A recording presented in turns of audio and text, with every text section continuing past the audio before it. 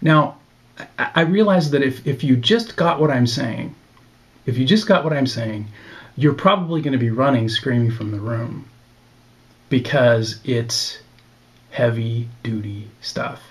I mean, it's so world changing that I have debated, with myself. I've gone back and forth. Should I even say anything about this?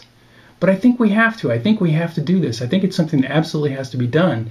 And I think there might even be a certain telos for me saying it. In other words, I think that I suspect, unless I'm completely out of my mind, which it doesn't seem like to me that I am, it seems like I know something that somebody else doesn't know, that is the reason that I know this. In other words, I think there's a reason that I know it, that I'm learning it, that I'm seeing it, that has to do with a shift in our consciousness that has been happening for a while, and that we're moving through as a group. And so it'll be interesting to see. I mean, I think we're living in incredibly interesting times. And I mean, as far as the problems with the economy, I'm like, so what? I mean, that's been my attitude. I think that my friends and family think I'm completely out of my mind because I'm not worrying about my finances, and I've been spending all my spending all my resources. I haven't had a job, quote unquote, for years. For 4 years now, I haven't been employed, and so I've nearly exhausted all of my financial resources to free up my time to work on this, because it seems so incredibly important. And hey, I've got a way to predict earthquakes now, at least roughly. I mean, I can't tell where it's going to be yet. But if you think about what I'm saying about the nature of how the Earth self-inducts with itself in the other times across the primary time axis, across the sun itself. If you think about that as the reason for its movement through time, then you can see how if something shifts on the Earth, if there's a shift in the physical matter on the Earth, a lot of the physical matter on the Earth, that's going to be reflected electromagnetically. It causes a disturbance in the common carrier, and that disturbance is visible in the higher frequencies that we image with the extreme X-ray telescopes on the sun. You can see this hole forming on the sun that represents, in theory, in the astrotometric theory, the disturbance in the common carrier that creates our perception of that energy on the sun in the first place. And so this is some very, very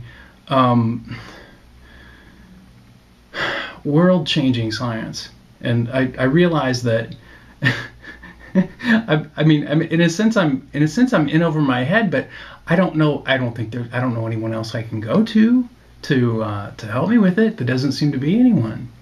When I was in high school, I came up with a model for gravity in my physics class. And I went to a very, very good high school, and most of the people in the high school were juniors, or most of the people in the physics class were seniors, and I was a junior. And I was kind of ahead of the curve on the science, but I didn't realize how ahead of the curve I was.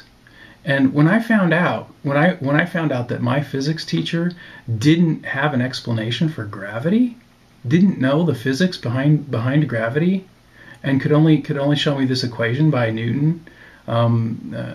Little g times the radius 1, mass 1 times mass 2 divided by radius squared. That's the equation for gravity, and you can figure it out at or near the surface of the Earth. That's all? Well, how does it work? And he couldn't tell me. When he couldn't tell me, I figured it out. And I think he may have known that I figured it out, and I kept interrupting class because I was really excited. And I became very disturbed because the establishment couldn't tell me what gravity was. I became very disturbed because of that. And so I went ahead and I ended up dropping that class. I had a B in that class, and I dropped it. and I'm like, I'm not going to learn this. I'm not going to learn this stuff. I don't think space is really empty. I don't think that, and I didn't know at the time that it had only been 100 years since the Western scientific world abandoned the Aristotelian ether. It had only been about 100 years since that idea was abandoned, and the reason it was abandoned was because of the Michelson-Morley experiment. That was the primary reason. And it started with Evangelista Torricelli when he created the barometer. He took a flask of mercury and turned it upside down, and noticed that the mercury would pull a vacuum in the container, and there would be something there. There would be space there, but there was no air in it. And Torricelli was one of the first ones to suppose that area was a vacuum, that there was actually nothing inside that barometer.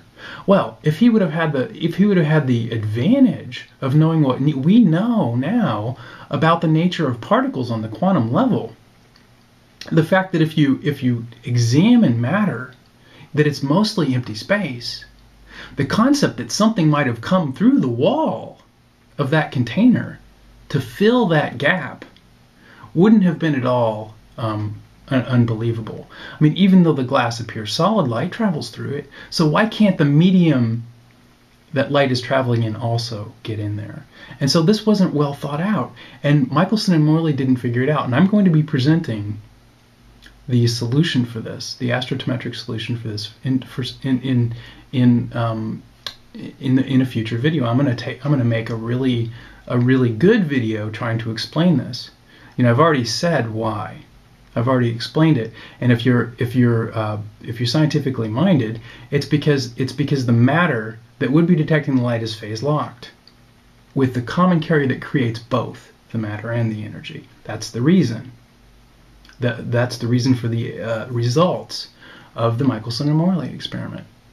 And this validates Aristotle in two different ways.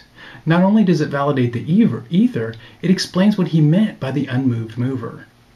When he said the mover isn't moving, the thing that's actually moving isn't the thing that we perceive to be moving. It's something underneath.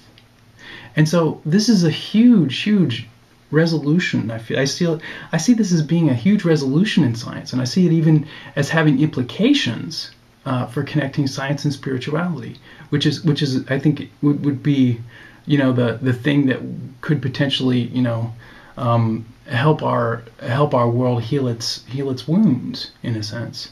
And so it'll be interesting to see what happens with it.